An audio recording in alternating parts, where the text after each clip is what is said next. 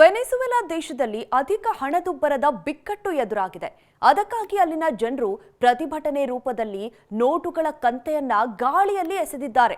ನೋಟುಗಳನ್ನೆಲ್ಲ ಟ್ರಕ್ಗೆ ತುಂಬಿಸಿ ಟ್ರಕ್ ಒಳಗೆ ನಿಂತಿರುವ ವ್ಯಕ್ತಿಯೊಬ್ಬ ಹಣವನ್ನ ಜನರ ಮೇಲೆ ಎಸೆದಿದ್ದಾನೆ. ವೆನೆಜುವೆಲಾದ ಆರ್ಥಿಕ ಪ್ರಕ್ಷುಬ್ಧತೆಯ ನಡುವೆ ರಾಷ್ಟ್ರೀಯ ಕರೆನ್ಸಿ ಎಷ್ಟು ನಿಷ್ಪ್ರಯೋಜಕವಾಗಿದೆ ಎಂಬುದನ್ನ ಒತ್ತಿ ಹೇಳುವ ಈ ನೋಟುಗಳು ಉಪಯೋಗಕ್ಕೆ ಬಾರದ ಕಾಗದದಂತೆ ಬಿದ್ದಿವೆ. ಬೋಲಿವರ್ ಅಲ್ಲಿನ ಕರೆನ್ಸಿ. ಭಾರತದ ₹1 ವೆನೆಜುವೆಲಾದ 1381 ಬೋಲಿವರ್ಗಳಿಗೆ ಸಮವಾಗಿದೆ. ಅಷ್ಟರ ಮಟ್ಟಿಗೆ ಹಣದುಬ್ಬರ ಇದೆ ಅಲ್ಲಿ. ಅಂದ್ರೆ ನೋಟುಗಳ ಬೃಹತ್ ರಾಶಿಗಳು ಕೂಡ ಬಹುತೇಕ ಏನೂ ಯೋಗ್ಯವಾಗಿಲ್ಲ.